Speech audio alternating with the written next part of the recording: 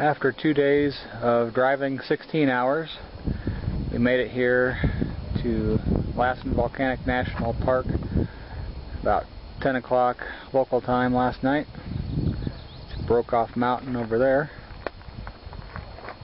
There's Diamond Peak right there that looks like it has a couple vulture rock formations sitting on top of it. I'm going to be going down the Bumpass Hill trail.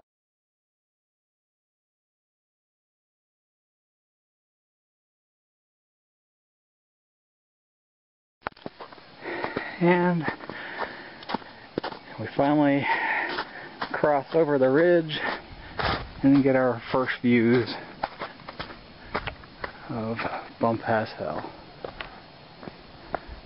Through the trees, but you can sure smell it.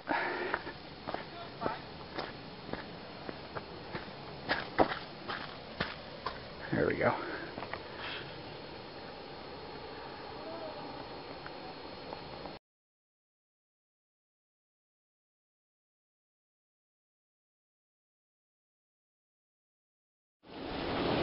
This is why they warn people not to go out there, because the crusts really aren't that thick. In fact, I recall reading a woman had to be airlifted out in May because she ventured off the boardwalk.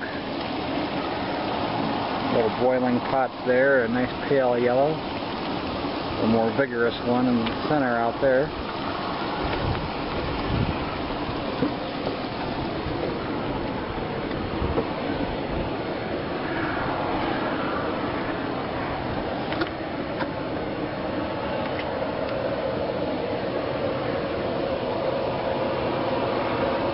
The only fumarole I can actually hear really well, and you can hear it all the way up the hill. Yeah, it's almost like a jet engine.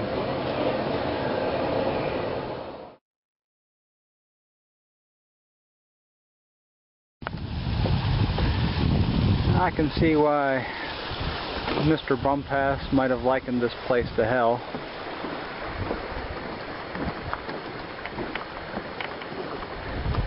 Especially after he burned his leg off after falling through 2 times.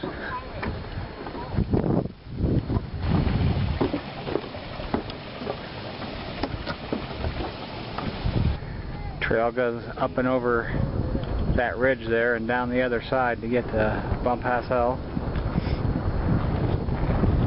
And there's Lassen Peak, which will be next up on the agenda. This is one of the few times this summer that it's being opened for people to climb all the way to the top.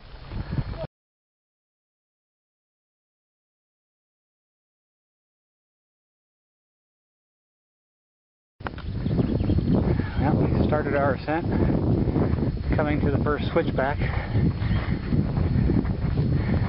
It appears some people have used an unofficial trail over the years. You can kind of see snaking up the hillside right there in front. I don't know if you can make them out, probably not in this resolution, but way up there on the ridge you can see some people walking on the trail up there. So that's where we're going to end up.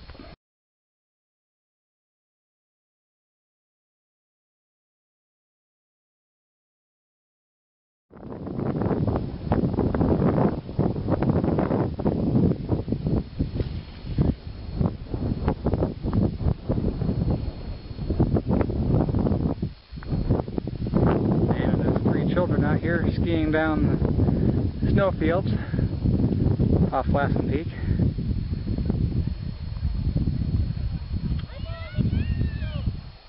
There's a young kids, I'd guess probably 9, 11, and 13. I like unicorns!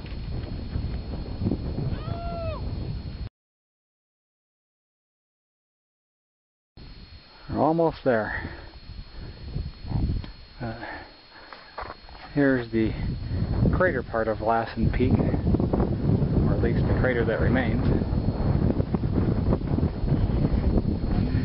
Well, we made it to the top of Lassen Peak. About 3 hours and 15 minutes ago. Yeah, It did take us 3 hours and 15 minutes to do it. Lots of rest breaks. I was very tired. And also I didn't feel well. And dehydration sucks. Cinder Cone is out there. We'll be hiking out to that, backpacking out that way. You can't see the lakes, but Snag Lake is off to the right of Cinder Cone there. That's the desolation area there when this volcano blew in the earlier 1900s. It wiped out toward the east and northeast. Are you getting work done? You can see Mount Shasta way off in the distance there. Since we were going downhill, I decided to give us a little challenge, so we just scrambled down this rock face with a lot of loose cinders in it. Not too bad. That seems to be an alternate location because there's a trail that kind of comes over to this direction at least. There are a wide variety of ways you could take it to get up to the top. Okay, well, to my surprise, Sydney decided that he wanted to hike a little bit more. We passed the sign for Kings Creek Falls and he looked kind of upset that we weren't stopping, so we need to go about 1.2 miles down to the falls. I'm not sure which exactly is it, but it's a really good cascade, if anything.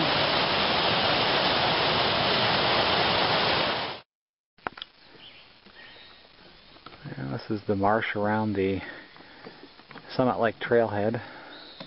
Just started out and are going to do the 7.5 miles out to Snag Lake and spend the night there. Some pretty easy hiking today.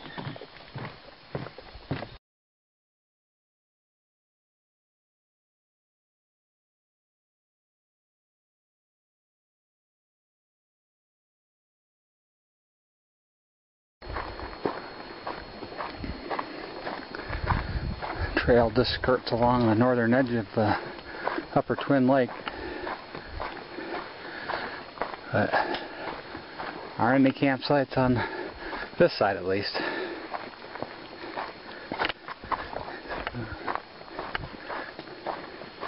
Doesn't appear like there'd be many campsites on the other side either, unless you went way up on the ridge maybe.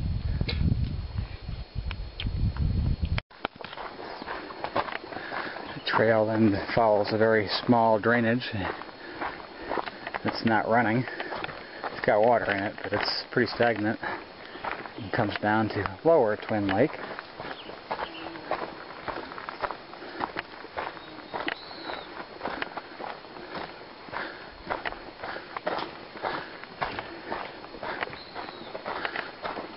We're going to elect to go to the south side of this so we can join up with the PCT for like half a mile or something enormous like that. And once again, this follows basically right along the coastline. But there are no camping spots on this side whatsoever. Looks like maybe on the eastern shore or the northeastern area, but you're definitely not going to get them on the northern shore.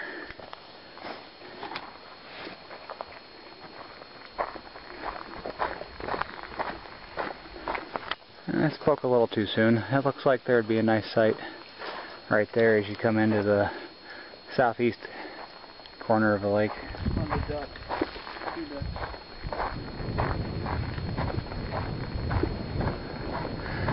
It gets much flatter over here. You don't have that steep ridge off to your right.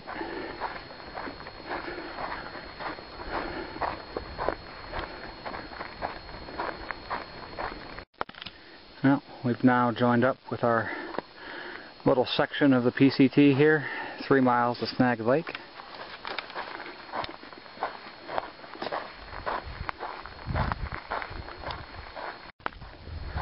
Now, there ends our short section of the PCT.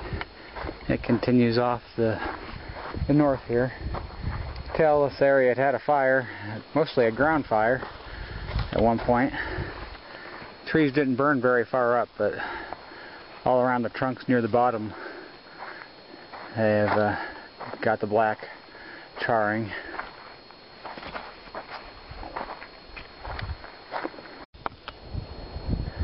There are probably some sites that would be over in that general direction, which would be the east and southeast. See the fire damage on the hillside over there. And there's an established site. You probably can't see him, but there's a guy walking out on the limbs in the center of the frame. He was playing his flute when we passed by. So on the northwest corner.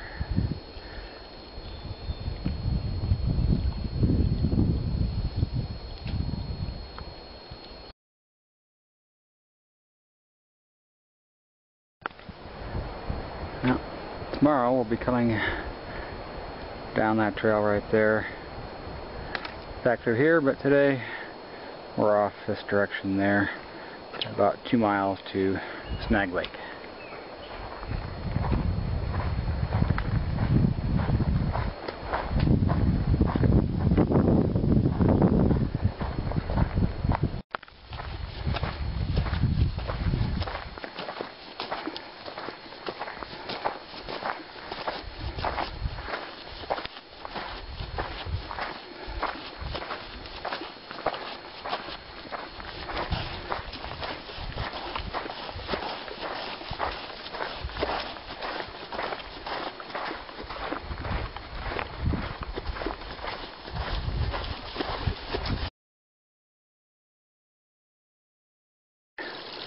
Those springs on the map apparently do exist.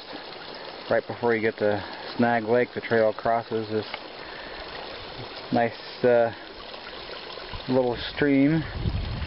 And there are a couple pools and that you could collect water from. Now, unfortunately, the beauty of this side of the lake has been scarred by all the fire damage, however long ago that was.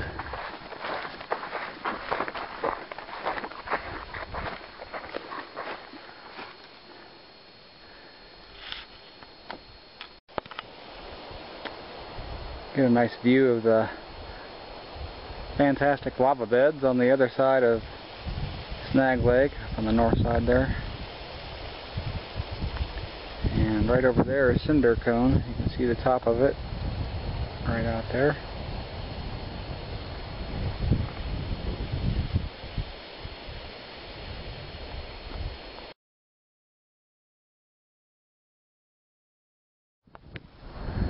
And here are the fantastic lava beds from the side, just up from Snag Lake.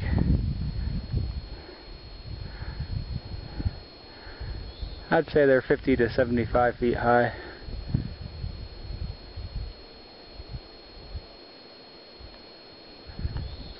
This is the first time I've had to use rocks to keep the stakes in the ground,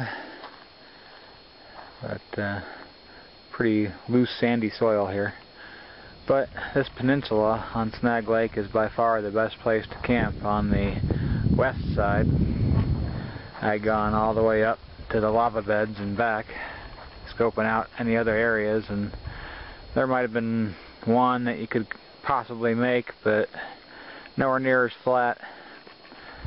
And so we just decided to stay here. We did have it all to ourselves, but just had a group of 3 show up and set up about 100 yards over there.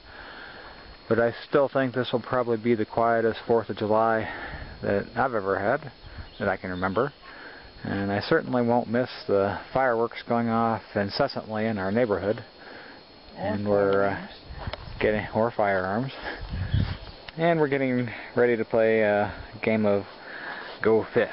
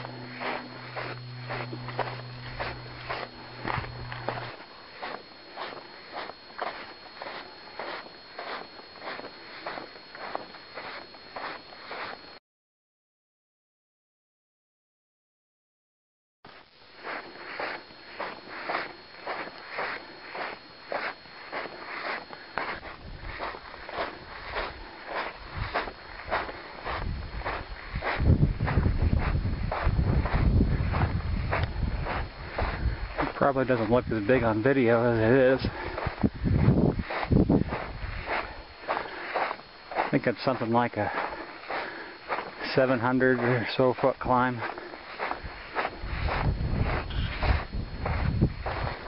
And here's the start of the trail on the south side.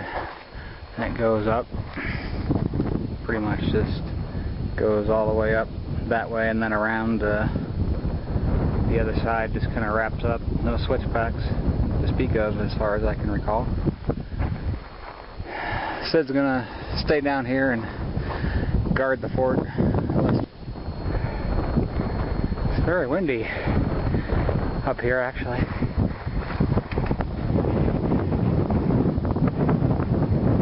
Got at least a 45 or 50 degree slope. And this is pretty brutal. Very loose gravel.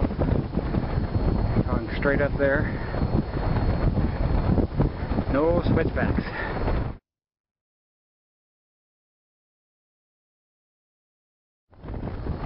Now it took me 30 minutes from where the trail started there at the bottom to reach the summit of Cinder Cone, 6907 feet. That's Butte Lake out there. You can see the lava flow. I'm not sure which one occurred first because one went toward Butte Lake and one went toward Snag Lake. See the trails coming in down there.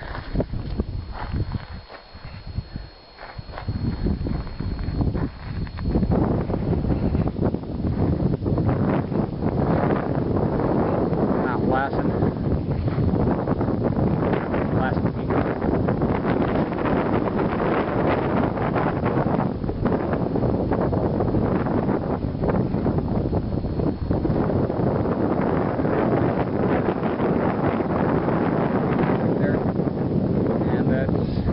Snag Lake over there.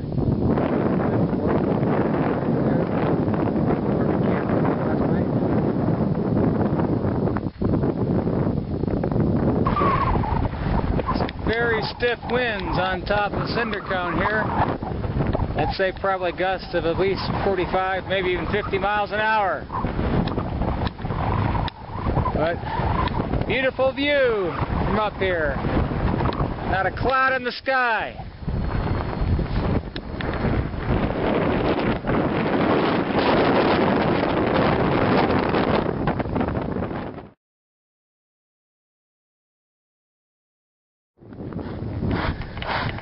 At least going downhill is going to be a lot faster.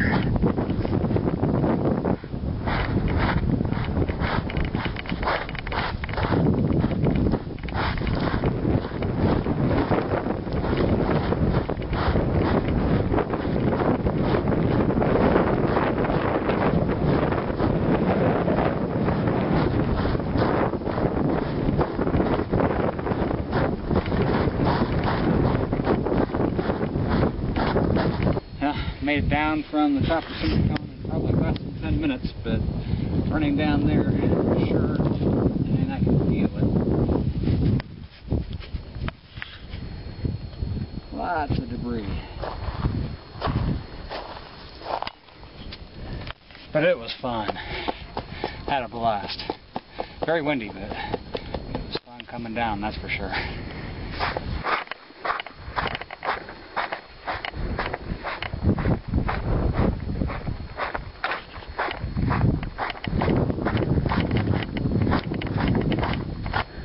About to say goodbye to Cinder Cone. We're on our way to Rainbow Lake now.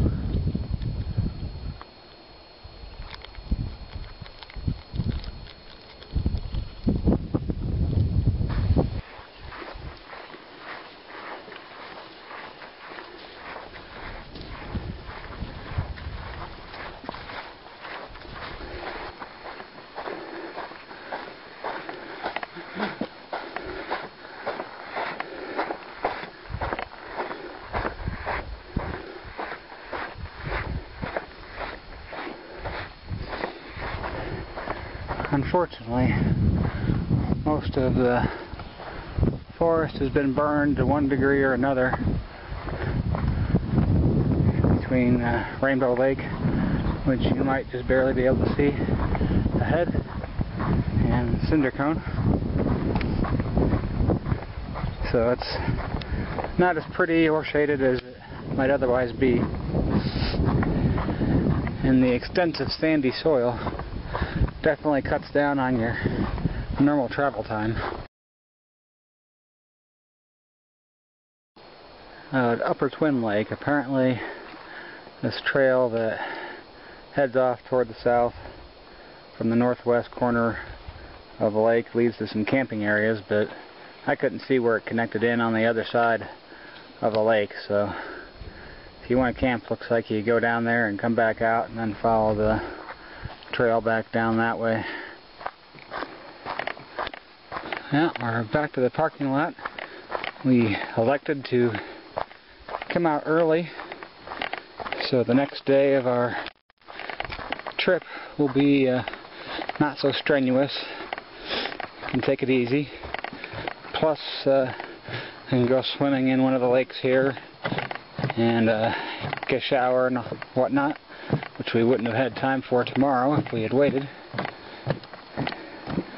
So, back to the little island parking lot here in the middle of this marsh. But must say I'm very impressed with the trails here. Even though they allow horse usage, saw no erosion whatsoever, and very little trash, very little manure. So this is a great place to come if you want some good hiking, lots of loops that you could put together. And here comes Sydney, looking totally beat, worn out, after a record 12.2 miles for him. Woo! Well, we've left the national park, still in the national forest, and here at Subway Cave to go through a lava tube 1,300 feet long.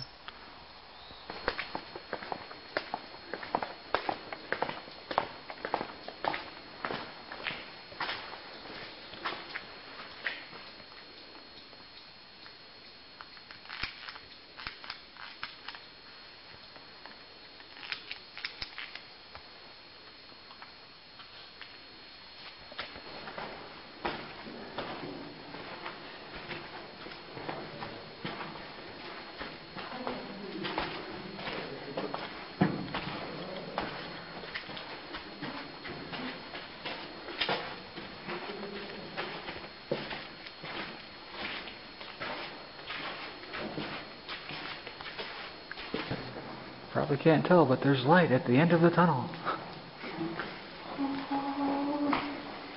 I wonder where we see Jesus go.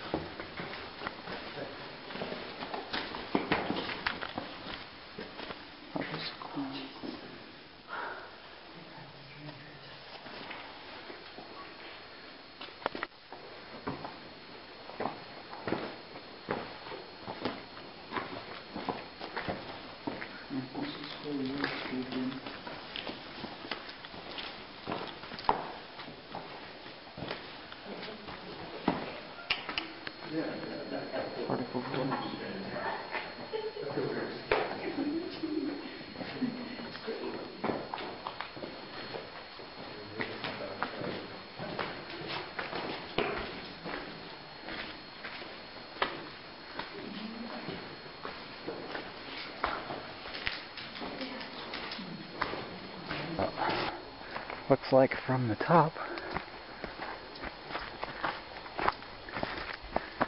you can see the ridge of lava there.